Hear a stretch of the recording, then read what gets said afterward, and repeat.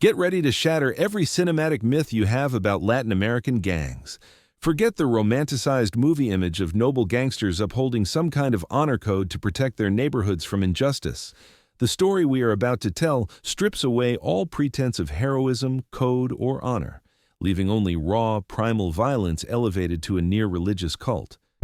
Imagine an organization that began as a handful of terrified adolescent refugees and morphed into a transnational death machine whose tendrils stretched from the slums of Los Angeles all the way into the jungles of Central America. This is a group that commits murder not just for profit or turf, but for the act of killing itself, making cruelty its own form of worship. This is the history of the Mara Salvatrucha, the MS-13 gang, a monster accidentally forged by America itself and then exported back to the hell from which it originated. To grasp the genesis of this monstrosity, we must journey back to the early 1980s, when the small Central American nation of El Salvador plunged into the abyss of a civil war, a conflict that became one of the bloodiest in the Western Hemisphere. From 1980 to 1992, government troops backed by the United States and leftist FMLN guerrillas turned this tiny nation, roughly the size of the Moscow region, into a slaughterhouse. 75,000 people were killed, another 8,000 vanished without a trace, and at least 1 million Salvadorans, nearly one-fifth of the total population, were forced to flee their homes. Death squads, financed by oligarchs and blessed by the military, would raid villages under the cover of night, massacring entire families suspected of having ties to the insurgents. The guerrillas responded in kind, organizing ambushes and executions of traitors to the people. Children grew up watching their parents shot dead on their own doorsteps, neighbors tortured with soldering irons, and bodies left hanging from trees along the roads as grim warnings. Tens of thousands of these traumatized and shattered individuals flooded northward, drawn toward the legendary land of opportunity, the United States of America. They crossed borders illegally, paying their last remaining funds to smugglers known as coyotes, hiding in trucks and deserts to reach California, where they believed safety and the chance for a normal life awaited them. By the end of the 1980s, over 200,000 Salvadoran refugees had settled in Los Angeles alone. Most of them could not speak English, possessed no documents, and lacked formal education. The American dream did not greet them with open arms, but with the overcrowded, crime-ridden barrios of a massive metropolis. They settled in the city's most dangerous neighborhoods, Pico Union, Rampart, Westlake, where rent was unbelievably cheap for one simple reason.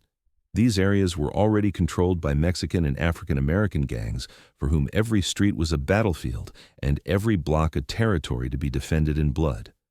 For the young Salvadorans, many of them adolescents who had already witnessed death and wielded weapons in their homeland, the new reality proved brutal. They were not welcome even in the existing ghettos. Mexican gangs, particularly the powerful 18th Street, Barrio 18, one of Los Angeles's largest criminal organizations with thousands of members, viewed the newcomers as competition for territory, drugs, and street credibility. Salvadoran children were beaten on their way to school, robbed and humiliated, called guanacos, an offensive slur for people from El Salvador. They had no protection.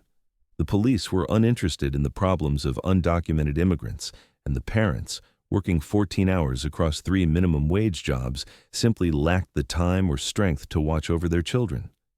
It was precisely in this cauldron of desperation, where only those who could fight survived, that the Mara Salvatrucha was born. The exact founding date is lost in the fog of street mythology, but most sources agree on a window between 1983 and 1984. Initially, it wasn't even a classic gang, but a self-defense group. A few dozen Salvadoran adolescents banded together to shield themselves from attacks by Barrio 18 and other Mexican crews. Among the founders is the name Ernesto Deras, known as El Morabito, though the true story of his role remains cloaked in contradiction and legend. The name Mara Salvatrucha has several proposed origins. Mara in Central American slang means gang or crowd. Salvatrucha is a blend of Salvadoran and trucha, which in local slang means astute or sharp. In the beginning, they even called themselves the Mara Salvatrucha Stoners, because many early members were devoted to heavy metal, sporting long hair, leather jackets, and bandanas featuring skull designs. They would gather in parks, smoke marijuana, listen to Judas Priest and Iron Maiden, and looked more like a countercultural clique than a future empire of terror. However, the street wars of Los Angeles left no room for hippies. By the mid-1980s, the Mara Salvatrucha began a rapid transformation from a defense group into a genuine criminal structure. Many of its members had been raised in a Civil War context where violence was the norm, where a 12-year-old might be brandishing an AK-47. These young men did not fear blood. They knew it from childhood. When the Mexican gangs attacked, the Salvadorans responded with such savage ferocity that it shocked even seasoned Los Angeles gangsters. Their trademark weapon became the machete, the long cane knives used for harvesting corn and enemies back in El Salvador. In street fights where Mexicans fought with fists and switchblades, MS-13 would arrive with machetes and hack their opponents to pieces, unconcerned with the consequences. This reputation for savage brutality worked in their favor. Soon, even members of Barrio 18 started avoiding direct confrontations with the mareros. By the late 1980s, the gang already numbered several hundred members, organized into cliques, local cells controlling individual city blocks. Units like the Normandy Locos Salvatruchos, Fulton Locos, and Sailors Locos emerged. Each clique had its own territory, its own leaders, and its own source of income. They dealt street drugs, engaged in extortion, and stole cars. The initiation process into the gang was called a jump-in.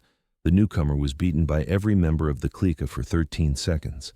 13 is MS-13's sacred number, symbolizing the letter M, the 13th letter of the English alphabet. Anyone who withstood the beating, did not fall, and did not cry became a brother for life. For young women, there was an alternative, the sex-in, a group rape by gang members, after which the victim was considered the clique's property. The bodies of new members were covered in tattoos, MS-13, Salvatrucha, devil horns, and death symbols. Facial tattoos became a permanent stigma, closing the door on a normal life and making gang membership an irreversible choice.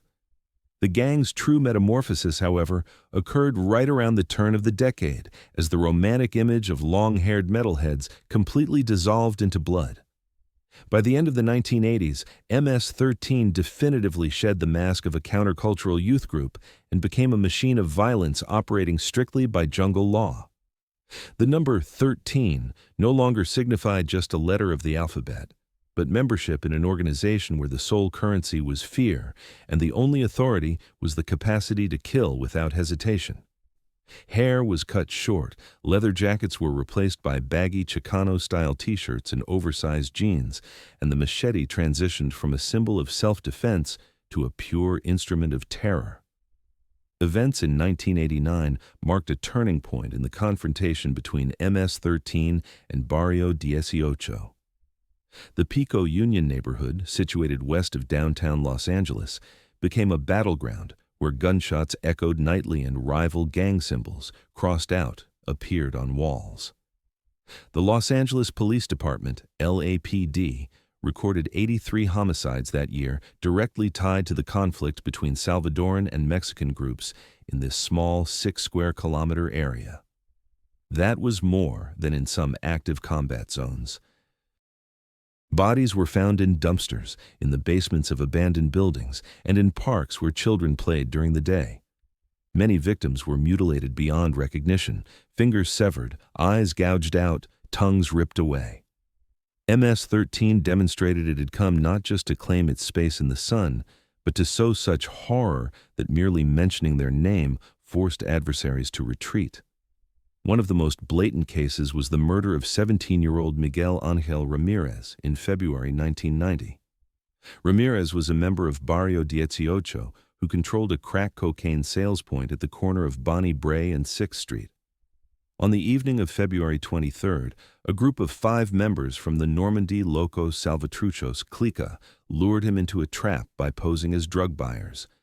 When Ramirez approached the car, he was dragged inside, taken to an industrial zone, and tortured for several hours, forced to reveal the names of Barrio 18 leaders. According to the police report, the killers used a soldering iron to burn the victim's skin, then cut off his fingers with garden shears. The body was found only 3 days later, dumped in a storm drain. The letters MS were carved into the corpse's chest with a knife. This incident hit the front pages of newspapers, and for the first time, the broader American public heard the name Mara Salvatrucha. But MS-13 was not just fighting for the streets, it was fighting for souls. The recruitment system for new members had been perfected and operated like an assembly line, drawing ever more adolescents into its veins. The primary recruitment zones were high schools in poor neighborhoods, attended by the children of immigrants. At Belmont, Francis Polytechnic, and Marshall High Schools, the gang had its recruiters, teenagers aged 14 or 15 searching for potential candidates. The ideal victim was a lonely, friendless child, a new immigrant who spoke poor English and was bullied by other students. The recruiter would approach, offer protection, and make the child feel like part of a family. "We are your brothers. We will protect you." These words sounded like salvation to a child beaten daily. After a few weeks of friendship, the invitation to join the gang followed. Refusal was not an option. Anyone who knew too much but refused to join became a liability. These individuals would be found in school bathrooms with their skulls crushed. By 1992, when the civil war in El Salvador finally concluded with the signing of the Chapultepec Peace Accords, MS-13 already boasted around 8,000 members in Los Angeles County alone. This was exponential growth, from 30 to 40 individuals in 1984 to an army of thousands in 8 years. The gang expanded geographically, establishing clicas not only in Los Angeles, but also in nearby cities like Santa Ana, Long Beach, and San Fernando. The first cells appeared in San Francisco, Houston, and Washington, D.C. The structure remained decentralized. There was no single supreme leader commanding the entire organization. Each clica operated independently, with its own renfleros, leaders who made decisions locally. This made MS-13 incredibly resilient. The arrest of one clica's leader had absolutely no effect on the operations of the others. The gang's economic model also evolved. If in the beginning it involved street marijuana dealing and robberies, by the early 1990s, MS-13 controlled entire drug markets, took up commission-based car theft, established prostitution rings, and began its first experiments in extorting legal businesses. Owners of small shops, diners, and repair garages in areas controlled by the gang received courtesy visits. 2 or 3 tattooed youths would arrive and explain that a weekly fee was required for protection. The amount varied from $50 to $300, depending on the business's profitability. Those who refused would find broken storefronts, arson, or a bullet in the back of the head. By 1993, according to Los Angeles Police Department estimates, the annual revenue of MS-13 from all criminal activities in California amounted to approximately $25 million. The money was used to purchase weapons, pay for lawyers for arrested members, bribe police officers and prison guards, and even support the families of fallen brothers. The gang was becoming not just a group of thugs, but a corporate structure with clear financial logistics. Yet, the most sinister change occurred not in economics, but in the organization's culture. MS-13 forged its own mythology, a religion of violence, where cruelty was not a means but the end goal. The murder of an enemy was not supposed to be merely effective, it was meant to become an artistic work of horror. Just as American society was beginning to wake up to the scale of the street gang problem, a process began in Washington that would become the ideal catalyst for MS-13's evolution. In the mid-1990s, amidst the hysteria over crime and immigration, Congress passed a series of stringent laws regarding immigration and alien responsibility for crimes. Key among these was the Immigration Reform and Immigrant Responsibility Act, or IIRIRA, signed by President Bill Clinton in 1996. It stipulated that any non-U.S. citizen convicted of a crime punishable by imprisonment for more than 1 year was subject to mandatory deportation after serving their sentence, regardless of how many years they had lived in the country or whether they had a family. On paper, this seemed like a logical step in combating crime.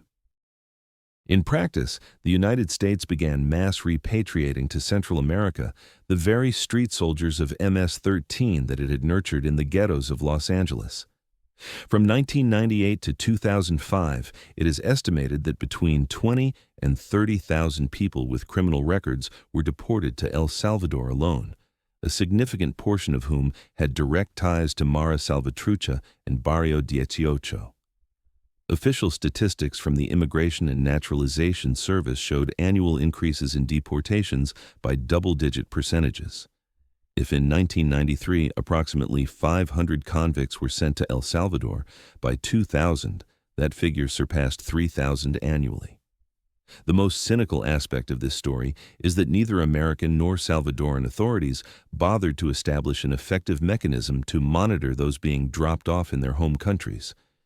In most instances, the deportee was simply let off the plane at the Oscar Arnulfo Romero International Airport in San Salvador, handed a packet of documents, and abandoned to their fate.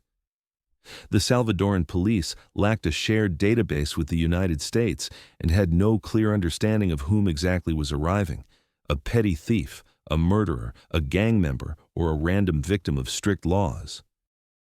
Individuals who had spent years in California prisons and were fluent in criminal codes suddenly found themselves in a broken post-war country, jobless with no contacts and only one skill: how to survive in a world of violence.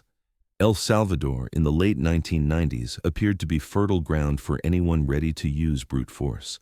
The peace accords of 1992 had formally ended the Civil War, but they failed to resolve any of the structural issues: monstrous social inequality, land concentrated in the hands of a few families, widespread poverty among the majority, and the near impunity of security structures. War veterans, accustomed to weapons, found themselves on the streets without work. An enormous quantity of assault rifles, grenades, and explosives flooded the black market. The state was weak, corrupt, and preoccupied with internal political feuds. Under these conditions, the emergence of individuals capable of organizing street structures, collecting tribute, and building pyramids of submission was only a matter of time. The first MS-13 cliques in El Salvador began to form in the mid-1990s in the neighborhoods of San Salvador, Soyapango, Mexicanos, and Apopa. The returned deportees, armed with experience from the Californian ghettos, became natural leaders for adolescents raised in post-war districts without fathers or prospects. They brought with them not just tattoos and street slang, but an entire criminal culture, initiation rituals, a ranking system, and an idea of respect earned through fear. Thus appeared the cliques Hollywood Locos Salvatruchos, the Salvadoran version of Normandy Locos, and Fulton Locos in the capital's neighborhoods. There was not yet a clear centralized structure. Each clique formed around a specific deported veteran who used his new followers as tools for power and profit. Almost immediately, confrontation began with another product exported from the streets of California, the Barrio 18 gang. Exactly like MS-13, the 18 gained a second life in El Salvador thanks to deportations. The two groups brought with them to Central America an old hatred, born on the streets of Los Angeles, and transferred it to new neighborhoods. In the late 1990s and early 2000s, clashes between MS-13 and 18 on Salvadoran soil became a daily reality. The streets of San Salvador, Soyapango, and San Miguel mirrored the neighborhoods of Pico Union and Rampart. Only now, the scale of the violence was even more terrifying. There were no security cameras, no mass media, and no remotely effective police force. Homicide statistics began to rise sharply. If in 1996 El Salvador recorded around 3,000 homicides annually, by 2000 that figure neared 4,000, and by 2001 it surpassed 5,000. The homicide rate was measured in dozens per 100,000 inhabitants, making the small country a world leader in this grim indicator. The majority of these crimes occurred in municipalities where control was divided between MS-13 and Barrio 18 cliques. People were killed for refusing to pay the rent, the weekly tax to shop owners and bus operators, for being suspected of working for a rival or for attempting to leave the gang. Bullets, machetes, plastic bags over the head, and bodies buried in mass graves on fallow land became part of the daily landscape. An important characteristic of MS-13's early existence in El Salvador was the state's initial underestimation of the threat. Police officers and politicians viewed the gang merely as a group of petty criminals engaged in street robbery and drug dealing. The weapons left over from the war between guerrillas and death squads seemed a far more serious problem.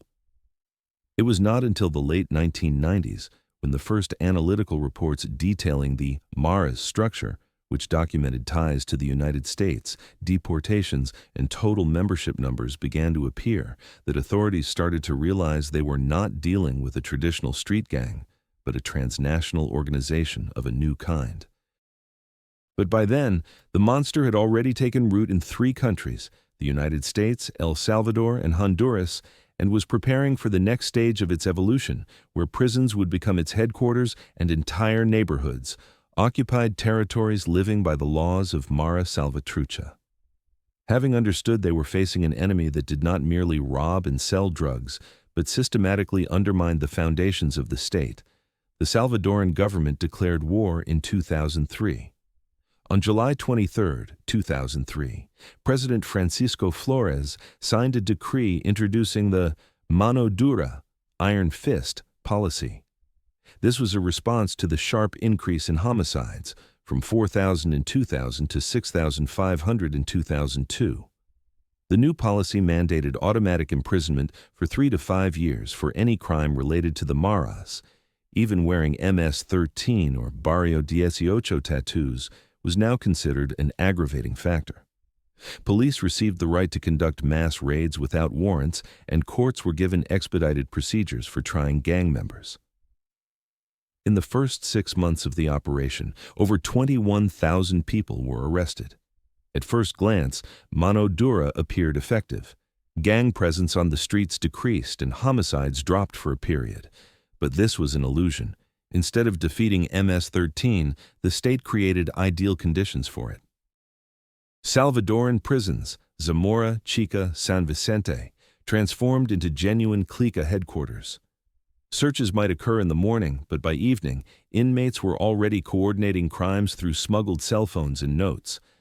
From their cells, MS-13 managed extortion, imposed taxes, and ordered murders. Police General Juan Shunte, who led the operation, later admitted, "We gathered all the Moreros in one place where they had no police, no witnesses, and no laws." The most telling example is the Zamora prison, nicknamed the New Zealand Zoo due to its unsanitary conditions. The leaders of the largest MS-13 crisis were held there, members of the Normandy Locos, Hollywood Locos, and Fulton Locos. In 1999, they created the Code of Conduct, which became the gang's Bible. The 14-point document prescribed, kill only on the Ranfleros order, do not betray brothers, pay rent in prison, and share half of all profits with the leaders. Violators were destined for death, even for smoking cigarettes without permission. But the real carnage began in the spring of 2004. On March 25th in San Salvador, MS-13 militants from the Parkview Locos Clica orchestrated a massacre aboard bus number 51 on Alfonso Lamborghini Avenue. Armed with machetes and pistols, 5 Moreros stormed the vehicle, blocked the doors, and for 20 minutes they slashed and shot the passengers. There were 28 dead, including women and adolescents. Survivors recounted shouts of "Esto es por la Mara" and pools of blood spreading across the floor.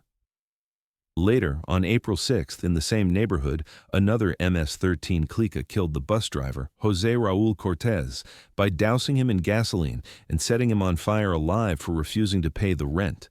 In 2 weeks, the gang destroyed 11 buses, paralyzing the capital's transportation system. These actions signaled an all-out war against the state. From 2004 to 2008, MS-13 shifted to systematic attacks against law enforcement.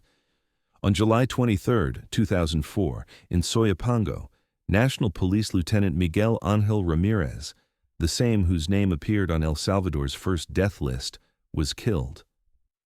On October 31, 2005, in San Miguel, MS-13 machetes decapitated Judge Juan Carlos Escobar right inside his courtroom. He had sentenced 7 Moreros to 20 years. The body, with a note that read, "For the brothers," was left on the steps of the city hall. In 2006, statistics recorded 56 police officers killed, more than in the previous 10 years combined. The gang's economy had, by this time, reached industrial proportions. The rent, the weekly tax, was collected from every shop, every bus, and even street vendors. A small stall might pay $5 a week, a supermarket $500. According to United Nations analysts' estimates for the year 2007, MS-13 and Barrio 18 collected about $600 million annually from extortion alone. Add in drug trafficking, local resale of Colombian cocaine, human trafficking, and prostitution, and the annual turnover exceeded $1 billion. The money flowed into prisons for bribes to guards, weapons purchases, and support for the families of fallen brothers. Leaders in Zamora lived better than many free citizens, smuggled whiskey, steaks, cell phones, and even prostitutes. The peak of terror was reached in 2008. On August 15th, in the Noyes Santo Domingo neighborhood, the Santa Cruz Locos Clica organized a cleansing, massacring 14 people suspected of working for Barrio 18. The bodies, hacked by machetes, were piled into a mass grave on undeveloped land. On November 23rd in Apopa, MS-13 kidnapped and burned alive a 3-year-old child, the son of a deserter from their ranks. On December 31st in Chicachalata, a Christmas Eve massacre, 11 victims, including a pregnant woman. The homicide rate spiked to 60 per 100,000 inhabitants. El Salvador became the most criminal country in the world outside of active war zones. The government attempted to respond. In 2007, Supermano Dura was introduced, life sentences for repeat offenders and the creation of PNC Special Forces. But every arrest only served to strengthen the prisons as centers of power. In 2008, General Ronald Draco, the anti-gang chief, was shot in the back of the head near his home. His name was at the top of a new death list. At that time, MS-13 counted approximately 40,000 members in the country, controlled 80% of the capital's neighborhoods, and had taken the state hostage. Violence was no longer just a means of survival. It had become a religion, where every drop of blood reinforced faith in the invincibility of Mara Salvatrucha, whose machetes continued to slice through lives until the entire region found itself in agony, facing the unstoppable expansion of this monster into new lands. As El Salvador drowned in blood, MS-13 methodically began to test the boundaries of its influence, evolving from a local nightmare into a transnational monstrosity. By the end of the 2000s, its cliques had infiltrated neighboring Central American nations, where weak states and corrupt elites created ideal conditions for expansion. In Guatemala, where the homicide rate already exceeded 50 per 100,000 inhabitants, the first MS-13 cells appeared in the cities of Villanueva and Mexicapas, areas controlled by local gangs like Los Maras and remnants of guerrilla structures. By 2008, Salvadoran deportees had formed the Guanaco Salvatruchos Clica, which began collecting rent from migrants crossing the country toward the northern border. In Honduras, where the state was disintegrating under the blows of corruption, MS-13 established itself in San Pedro Sula, the criminal capital, which registered a record 1,862 homicides in a single year in 2010. But the real revolution occurred at Mexico's southern border. In the state of Chiapas, through which approximately 500,000 clandestine migrants from Central America passed annually, MS-13 began collaborating with Mexican cartels starting in 2008. The first partners were Los Zetas, former Mexican Army Special Forces who had defected to the Gulf Cartel. In exchange for training in street combat tactics and recruitment of new members among migrants, The Zetas supplied MS-13 with AK-47 assault rifles, grenades, and even RPG-7s, weapons previously seen only in the hands of FARC guerrillas. On August 23, 2010, in the village of San Fernando, Tamaulipas State, Zetas militants, with the participation of an MS-13 clique from El Salvador, organized a massacre. 72 migrants from Honduras, Ecuador, and Brazil were executed with assault rifles for refusing to pay the passage tax. The bodies were thrown into a roadside ditch with a note reading, "For the Zetas and MS." This was the first major joint action to attract the attention of the DEA and Mexican authorities. The collaboration expanded through 2011 and 2012. The Gulf Cartel utilized MS-13 as its dirty hands to control migration routes. Migrants who paid between $100 and $200 for passage on the freight trains, known as La Bestia, ended up in a literal meat grinder. The Sinaloa cartel, the Gulf's traditional enemy, began recruiting MS-13 for sabotage. The Fulton Locos, clique from Los Angeles, organized the burning of 5 Zeta weapons warehouses in Tijuana in March 2012. In return, El Chapo Guzman allowed the Moreros to sell Mexican methamphetamine on the streets of San Salvador and Guatemala. By 2013, MS-13 controlled 20% of the cocaine transit from Colombia through Central America into Mexico, about 30 metric tons annually, according to DEA intelligence. The most gruesome pages of this expansion are tied to human trafficking.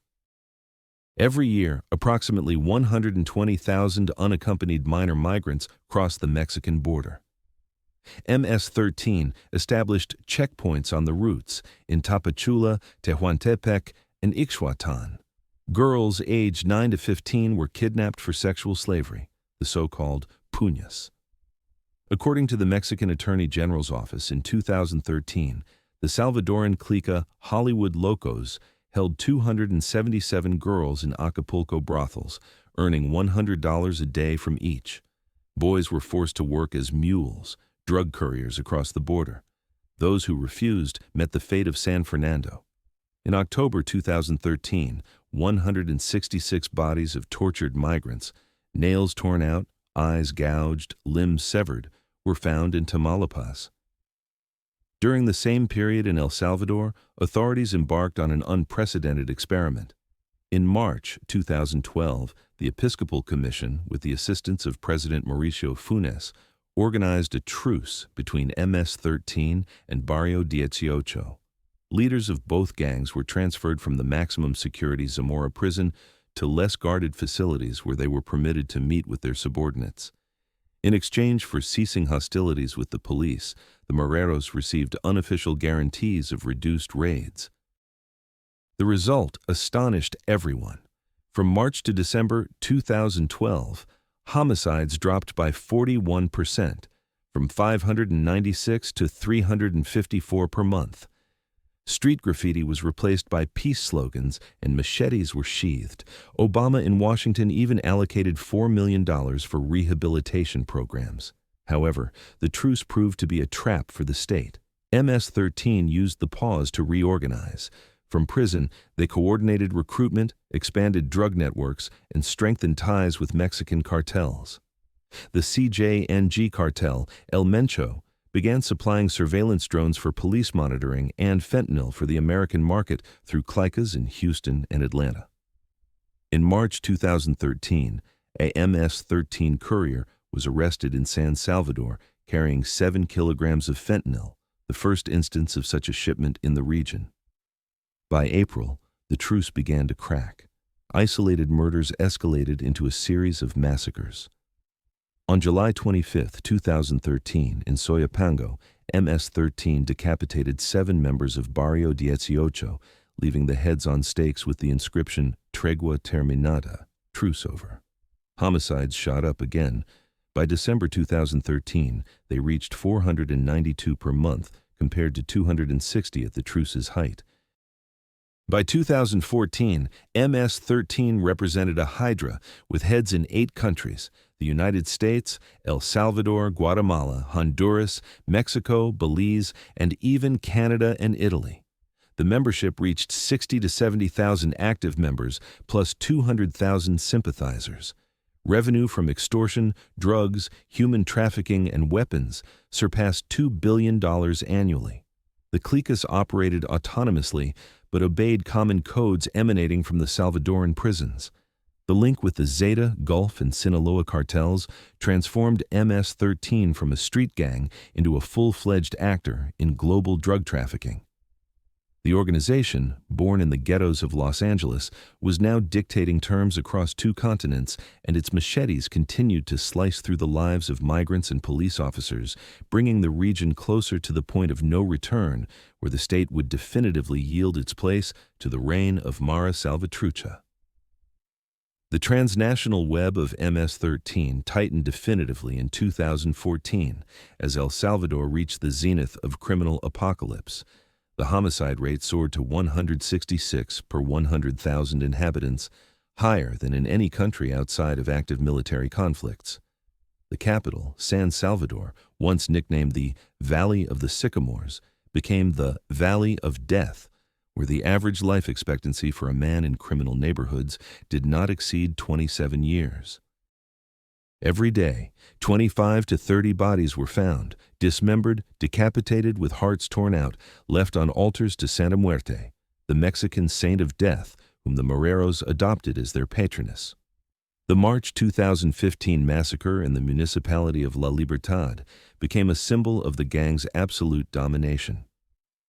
On March 5th, the Parkview Locos Clica stormed the El Gallinero bar on the outskirts of the capital. 11 people, owners, bartenders, customers, were tied up and beaten to death with baseball bats. The bodies were thrown into a ravine with a note reading, "Por la Mara, por los traidores," for the Mara, for the traitors. Police identified 3 Barrio 18 deserters and 4 police informants among the victims. 2 weeks later, on March 18th, in the same neighborhood, MS-13 ambushed a PNC patrol. A grenade and assault rifle fire killed Sergeant Carlos Alberto Ramirez and 2 soldiers. The authorities' response was a raid during which 27 suspects were arrested, but only 3 went to trial. The others were killed by unknown persons in pretrial detention cells. August 2015 brought one of the most gruesome stories of femicide. On the 23rd, in the Ilopango neighborhood, the decapitated bodies of 3 female students from the University of El Salvador were found. 18-year-old Maria Jose Mendoza, 17-year-old Caterina Perez, and 19-year-old Ana Lisbeth Ramirez. The girls were returning from class when they were intercepted by the Santa Cruz Locos Clica. According to a survivor's testimony, the Moreros dragged them to an abandoned house where they were raped and tortured for 8 hours, forced to reveal the names of police spies among the students. Their heads were cut off with a homemade machete and displayed on light poles with the inscription, "Así les va a las sapas," "This is what happens to snitches." The case gained international resonance. Amnesty International published a report defining El Salvador as the most dangerous country for women in the Western Hemisphere. Prison terror reached its peak in 2016.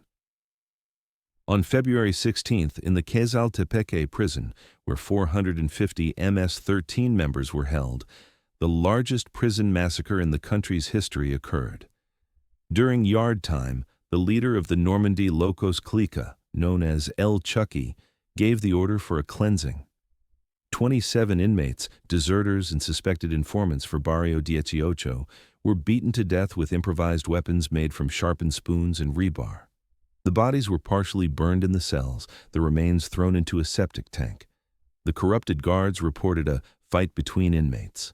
The Attorney General's office later confirmed the participation of 39 Moreros, but only 5 were convicted. The others were released on bail after 3 months. MS-13's tactics had, by this time, reached the level of military doctrine. Cleansings of entire neighborhoods became the norm. If police appeared in an area, the clica would announce a rat hunt, killing anyone who could serve as a witness. In May 2016, in Soyapango, 23 people disappeared in one night, neighbors, vendors, and casual passers-by. The bodies were found 2 weeks later in a 5-meter-deep mass grave. Children were not exceptions. 11-year-old Juan Pablo Hernandez from Apopa was killed on July 14th for refusing to join the gang after school. His mother, Maria del Carmen, testified in court, "They said it was either with us or dead. They found his hands in a trash can." Femicide blossomed as a separate category of terror. The puñas, girls subjected to sexual slavery, were kept in basements in groups of 20 to 30. According to the Salvadoran Attorney General's office, between 2015 and 2016, 1,267 murders of women were recorded, 744 of which were linked to MS-13. A typical case: 18-year-old Rosa Amelia Silva, who tried to escape a Fulton Locos Clica puña, was found on September 3, 2016, with her throat cut and MS carved into her abdomen. Her 2-year-old daughter was abandoned near a police station with a note, "Toma tu rata, take your rat." The flight of the population reached catastrophic proportions. From 2014 to 2016, approximately 700,000 people left El Salvador, 1 in 6 inhabitants. The United States received 130,000 asylum applications from Salvadorans, Canada, 20,000. Schools emptied, businesses closed, and entire neighborhoods became ghost towns. The municipality of Ilopango lost 42% of its population in 2 years. The economic damage was estimated at $4 billion, more than the country's annual gross domestic product. MS-13, meanwhile, was refining its arsenal. Mexican cartels CJNG and Sinaloa supplied not only fentanyl and methamphetamine, but also reconnaissance drones, Motorola encrypted radios, and even 40mm M203 grenade launchers. In October 2016, in San Miguel, police seized an arsenal from the Hollywood Locos Clica, consisting of 57 AK-47 assault rifles, 4 RPGs, and 2,000 rounds of ammunition. The gang's revenue reached its peak. Extortion brought in $750 million annually, drugs $400 million, and human trafficking $250 million. The money was laundered through Bitcoin wallets and Howla networks in Honduras. The climax occurred between March and October 2016, when MS-13 committed 2,487 homicides, an absolute record. El Salvador had turned into an open wound where the state existed only in name, and the streets belonged to the Moreros. Their tattooed bodies, covered in death symbols, became living banners of victory. But this apex of power attracted attention the gang did not expect, the attention of transnational security structures, ready to begin hunting the monster whose tendrils had already penetrated the very heart of America. When the streets of El Salvador turned into rivers of blood and transnational intelligence registered the presence of MS-13 in 42 U.S. states, Washington decided it was time to end this monster. On October 26, 2012, the United States Department of Justice officially designated Mara Salvatrucha a transnational criminal organization, TCO, a status previously only conferred upon cartels like Los Zetas and La Familia. This gave the FBI, ICE, DEA, and ATF the right to conduct coordinated cross-border operations, freeze assets, and surveil thousands of suspects. Rewards of up to $1 million were offered for the capture of leaders. A hunt began that led to the largest arrests in the history of the fight against street gangs. The first strike was Operation Devil Horns, launched in January 2017. Over 4 months, joint forces from 9 counties arrested 214 members of MS-13 on Long Island, New York. The arrest of the leader of the Sailors Locos Salvatruchos Clica, José Antonio Navarrete, known as El Diablo, was crucial. In his apartment, they found 2 crates of AR-15 assault rifles, 10 kilograms of cocaine, and a debtors list of 57 names. Prosecutors proved his involvement in 7 murders, including the decapitation of 17-year-old Michael Lopez in May 2016. His head was displayed on a fence with a note reading, "Por la Mara." Navarrete received life imprisonment without the possibility of parole. Even larger was Operation Raging Bull in July 2018. In 48 hours, across 7 states, 267 Moreros were arrested, confiscating 130 kilograms of heroin, fentanyl, and methamphetamine valued at $97 million. In Washington, D.C., the Western's Locos Clica, responsible for the murder of 14-year-old Damaris Ramirez Garcia on March 16, 2018, was eliminated. The girl was lured to an apartment under the pretense of a party, raped by 6 gang members, then had her throat slit, and her body was thrown into the Anacostia River. A chain with an MS pendant hung around the victim's neck. The trial against the 10 defendants became the most high-profile case of the year. Prosecutors used drone footage, WhatsApp intercepts, and testimony from defectors. Operation Matador in April 2019 focused on New York. Federal agents captured 43 members of the Normandy and Fulton cliques, seizing an arsenal of 50 Uzi submachine guns, grenades, and bulletproof vests. The arrest of the main defendant, Edgar Moya Pineda, El Primo, revealed the drug trafficking logistics. Fentanyl from Mexico arrived in the Bronx via El Salvador, where 100 grams were sold for $50,000. Moya coordinated shipments from the Brooklyn Metropolitan Jail through encrypted messages on Telegram. His network supplied 30% of the street fentanyl in the New York metropolitan area. Among the arrested leaders were figures of national scope. On November 25, 2018, in Prince George's County, Maryland, ICE arrested Armando Eliu Melgar Diaz, El Blue, one of the 4 historic Ranfleros of MS-13 who had established the structure in Los Angeles in the 1980s. The FBI's 5th Division monitored his movements for 2 years, from San Salvador to Washington. In a rented house, they found $20,000 in cash, 4 Glock pistols, and a laptop with correspondence planning murder contracts.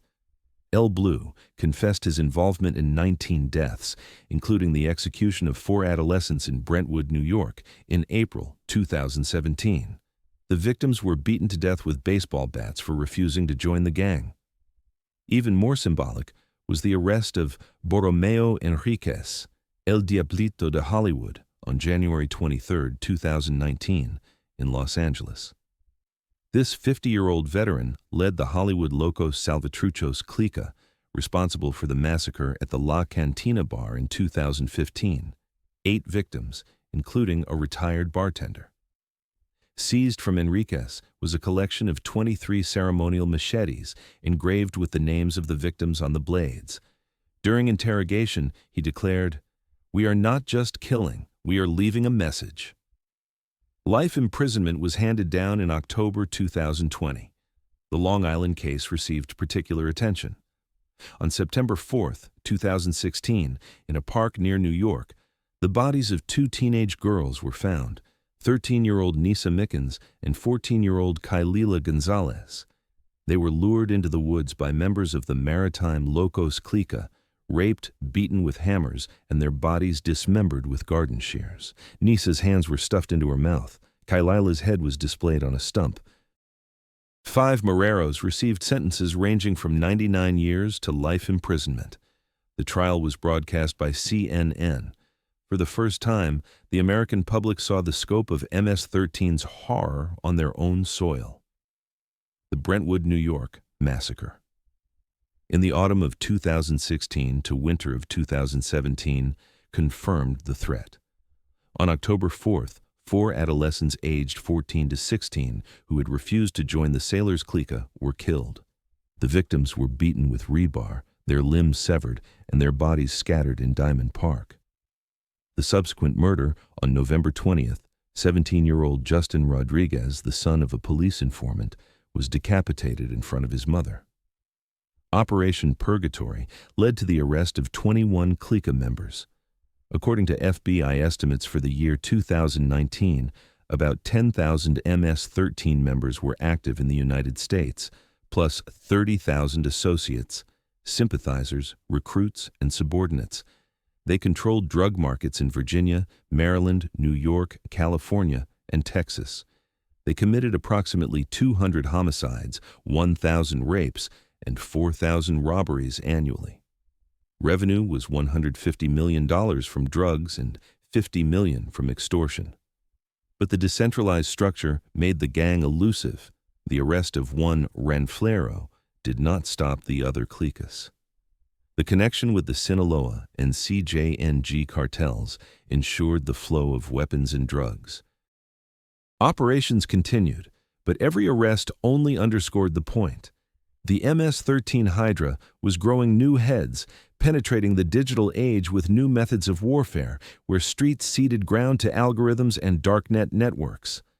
By 2015, MS-13 realized that machetes and assault rifles belonged to yesterday, and true power lay in an invisible network where teenagers with iPhones became more effective soldiers than entire cliques armed with weapons.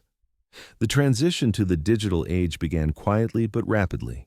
Leaders in the Salvadoran prisons of Zamora and Chica received their first smartphones via corrupt guards, and street moreros mastered Instagram and Facebook as new forms of cyberbanging.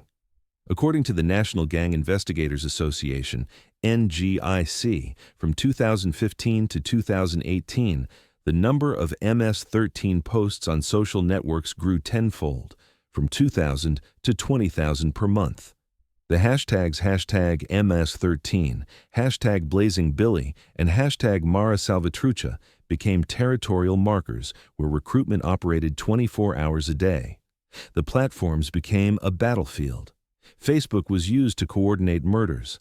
In March 2016, the Normandy Locos clique in New York posted a photo of the victim, 17-year-old Justin Rodriguez, with the caption, "Sapo muerto, dead spy," an hour before his beheading in Brentwood. Instagram served as a showcase. Selfies with Glock pistols, MS gold chains, piles of cash, and machetes in hand garnered thousands of likes among adolescents in Latin America. Snapchat and WhatsApp provided ephemeral communication, messages that disappeared along with target coordinates. In 2017, the NYPD analyzed 1 million MS-13 posts, leading to a raid on Manhattanville housing in June 2014. 40 arrests on 145 charges related to homicides and weapons trafficking. Video game consoles became a shocking channel. PlayStation 4 and Xbox Live allowed moreros in Los Angeles to communicate with leaders in San Salvador in real time via the voice chat in Grand Theft Auto 5 or Call of Duty. According to the Maryland MCAC in 2018, fentanyl supply was coordinated this way. Sailors, Locos Clica gamers arranged shipments with Salvadoran Ranfleros, bypassing wiretaps. The FBI recorded 236 instances of such communication in 2019. Extortion evolved into virtual taxes. Starting in 2017, MS-13 in San Salvador and Guatemala began demanding payment via Bitcoin for the protection of online stores and freelancers. According to Georgetown University, in 2021, the Hollywood Locos Salvatrucha clique collected $100 to $200 in BTC from Uber and DoorDash operators in San Francisco. Cryptocurrency was ideal: anonymity and rapid conversion to dollars through ATMs in Honduras. In October 2023, the Mexican Attorney General's office seized $700,000 in Tether from MS-13 couriers, proceeds from cocaine transport from Colombia. Chinese money laundering networks linked to Sinaloa helped repatriate funds. In March 2024, 24 people were arrested for having laundered $869,000 for MS-13 through cryptocurrencies. Cybercrime became a new front. Starting in 2018, cliques in Houston and Atlanta hacked migrant accounts to steal personal data, selling it on the darknet for $10 apiece. In 2019, ICE Operation Cyberstorm uncovered a network of 50 MS-13 hackers who had stolen the data of 100,000 credit cards. The revenue was $15 million. Phishing scams disguised as migrant aid brought in millions. Victims sent BTC to wallets masked as humanitarian funds. The COVID-19 pandemic in 2020 became a goldmine. Lockdowns paralyzed the economy but strengthened MS-13's control over neighborhoods. In El Salvador, the gang distributed food, demanding loyalty in return, the so-called kit boxes with rice and beans bearing the MS logo. In Honduras, where poverty increased by 30%, the Moreros raised rent by 50%, taking advantage of closed borders. According to the Global Initiative, in 2021, MS-13 earned $250 million selling fake masks and test kits purchased from China via the cartels. In the United States, Clicas in New York sold fake vaccination certificates for $200. 2,000 pieces were seized in March 2022. The digitalization of recruitment reached its peak. TikTok and YouTube Shorts became a magnet for adolescents. Rap videos with lyrics like MS por la vida and drone footage of cleansings in San Pedro Sula garnered millions of views. In 2023, the Maryland MCAC recorded 1,247 recruitments via Instagram in the United States. PlayStation Networks coordinated deliveries.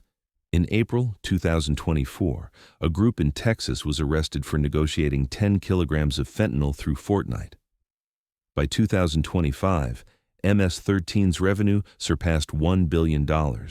Drugs, $450 million, extortion, $350 million, cybercrime, $200 million, human trafficking, $150 million. Cryptocurrency accounted for 30% of transactions, Tether, Bitcoin, Monero, via Hawala in Honduras. Bitcoin ATMs in San Pedro Sula processed $1 million monthly. The pandemic accelerated digitalization. Lockdowns provided time for training, and closed borders guaranteed a monopoly on delivery. MS-13 transformed from a street gang into a hybrid corporation where algorithms replaced machetes and blockchain replaced cash. But this triumph of digital evolution clashed with the most unexpected resistance, an authoritarian regime that decided to wipe the gang off the face of the earth at any cost. The digital armor of MS-13 gave the gang a reprieve, but in El Salvador, a coup was brewing that could break its spine. In June 2019, the presidential elections were won by the 33-year-old Nayib Bukele, the former mayor of San Salvador, a master of social networks and an uncompromising critic of the old elite. His campaign was built on one promise: to destroy the Maras at any cost. Bukele did not wait. He immediately launched the Territorial Control Plan, sending 30,000 soldiers and police into 85 municipalities controlled by the gangs. In the first 6 months of raids, 16,000 suspects were arrested, and 1,200 assault rifles and 200 tons of drugs were seized. But this was merely the prelude to the real blow. The trigger was the blood-soaked weekend from March 25th to 27th, 2022. MS-13, sensing the threat, delivered a show of force, 87 homicides in 72 hours, a post-war record. Bodies were piled in the streets of San Salvador, Soyapango, and Apopa, with notes reading, "Mata Policía," kill a police officer. Bukele reacted immediately. On March 27th, the parliament, with its loyal majority, introduced a state of emergency, suspending constitutional rights regarding arrest without a warrant, protection from searches, and the presumption of innocence. The term has been extended monthly. By January 2026, it had been renewed 47 times. The explosion of arrests was unprecedented. In the first 9 days, 6,000 detainees. In the second month, 35,000. By the third, 42,000. By January 2026, the total number surpassed 85,000, 2% of the country's adult population. Police operated on quotas. Every officer had to turn in 5 terrorist suspects. The criteria: tattoos, clothing, residence in red zones. Shop owners photographed customers with MS tattoos and called patrols. According to Human Rights Watch, 10 to 15% of those arrested are innocent, teenagers with video game tattoos or random passers-by. But Bukele posted videos of raids on TikTok, garnering millions of views. We are cleaning the country of parasites. The symbol of the new era became the Sikot mega prison, the center for the confinement of terrorism. opened in February 2023 in Sebastian-Lara province. The 40,000-capacity complex is the largest prison in the world. Its architecture is a windowless concrete labyrinth with cells for 80 people in 20 square meters. Inmates are forbidden visits, walks, or rehabilitation. The only recreation is standing at attention for 18 hours a day under cameras. The uniform is a white tunic with a number, hair shaved to the scalp. Packages are limited to 5 kilograms of food once a month. By January 2026, 14,500 people were held in CECOT, primarily MS-13 and Barrio 18. The results have shocked the world. Homicides in 2022, 496 compared to 1,144 in 2021. In 2023, 114.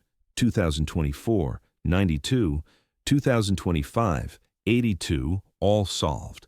The rate dropped from 106 per 100,000 in 2015 to 1.3 in 2025, making the country the safest in the Western Hemisphere.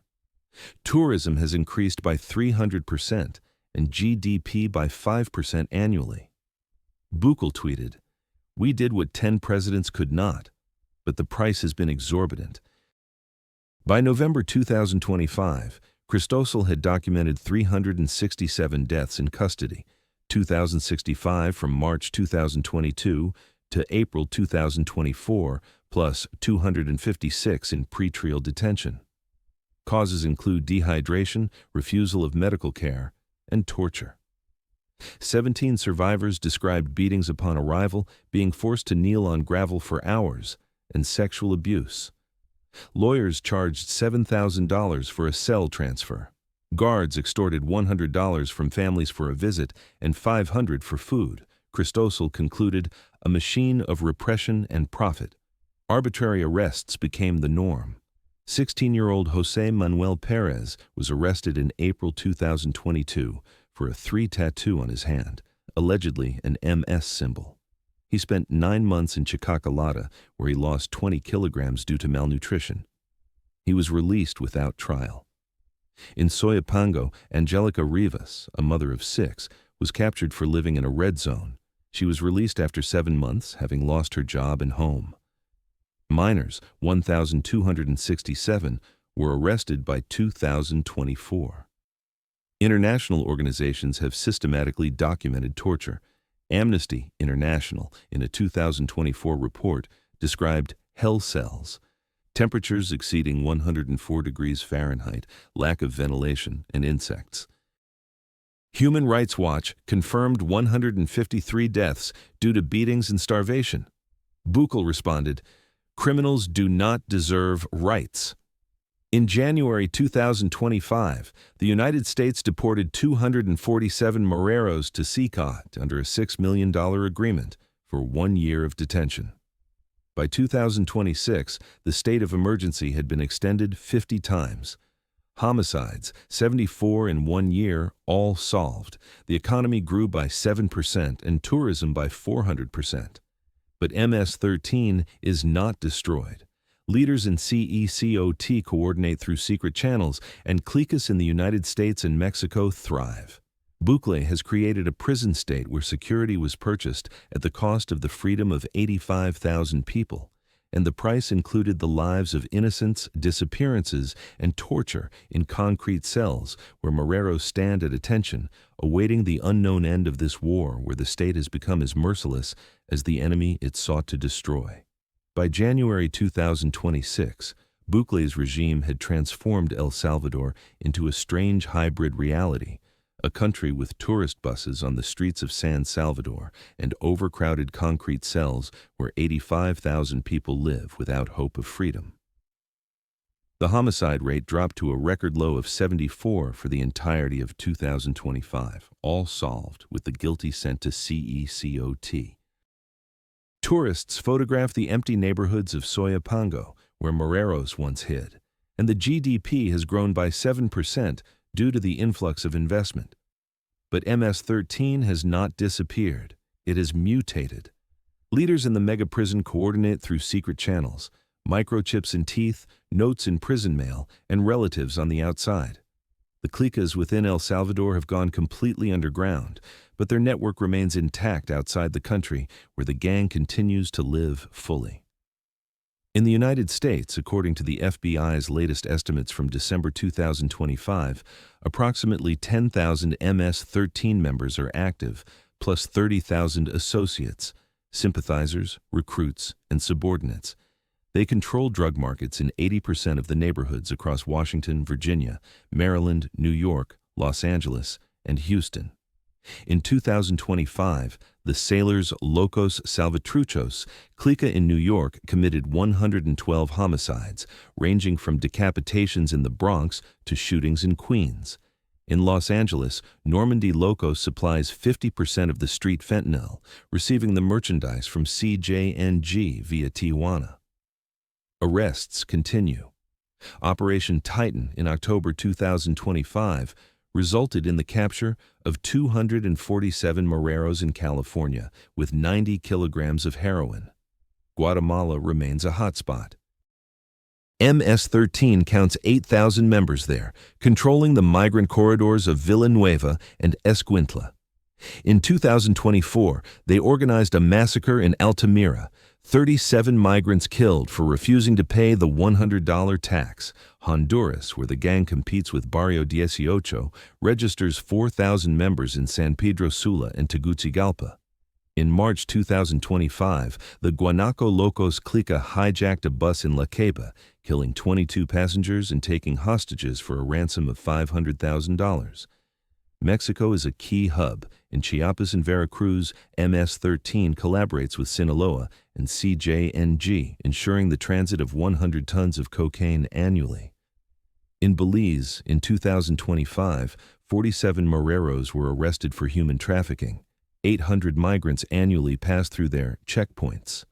The expansion continues further south, into Colombia, where cliques recruit in Medellin, and even Italy and Canada, where Toronto registered 23 MS-13 homicides in 2024. The total number, 70,000 active members plus 200,000 associates, according to Interpol at the end of 2025. Annual turnover, $2 billion, drugs, $900 million, fentanyl, methamphetamine from Mexico, extortion, $700 million, human trafficking, $350 million, 10,000 victims annually, cybercrime, $150 million, data theft, cryptocurrency. Collaboration with the cartels has evolved into symbiosis. CJNG's El Mencho supplies drones and RPGs, training Moreros in Tijuana. Sinaloa uses them as mules across the U.S. border, and Los Zetas in Mexico share migrant routes. In return, MS-13 ensures street sales and taxes in Central America. In January 2026 in Guatemala, a joint shipment was seized. 5 tons of fentanyl from CJNG destined for the MS-13 cliques in Atlanta. Deportations continue. The United States sent 427 Moreros to CCOT in 2025 under a $10 million agreement. But many leaders evade capture. In March 2025, Judge James Boasberg overturned the deportation order for El Triste, accused of 9 murders, citing the risk of torture in El Salvador. Leaders are hiding in Mexico, Venezuela, and even Europe. The scope of MS-13 is astonishing. Born in the ghettos of Pico Union from a group of 40 refugees, it has grown into a global empire controlling the lives of millions. 70,000 murderers, billions of dollars, continents from California to Colombia. It is not a gang. It is a parallel state to legitimate authority. U.S. deportations created it, Salvadoran prisons reinforced it, cartels armed it, and digitalization made it elusive. Bukla has imprisoned the core, but the Hydra has grown new heads. In the United States, it murders adolescents. In Mexico, it slaughters migrants. In Africa, it recruits via TikTok. Is it possible to destroy an organization whose roots lie in poverty, the trauma of war, and the absence of a future? Or is MS-13 merely a mirror of the society that generated it? As machetes rust in CECOT and Bitcoin wallets fill up, the question hangs in the air. If this story has opened your eyes to the true scale of the horror living not only in the jungles of Central America, but also in your own cities, please leave your opinion in the comments, and subscribe to the channel. We will continue to dig into the darkest corners of the criminal world because the truth, however frightening, must be heard.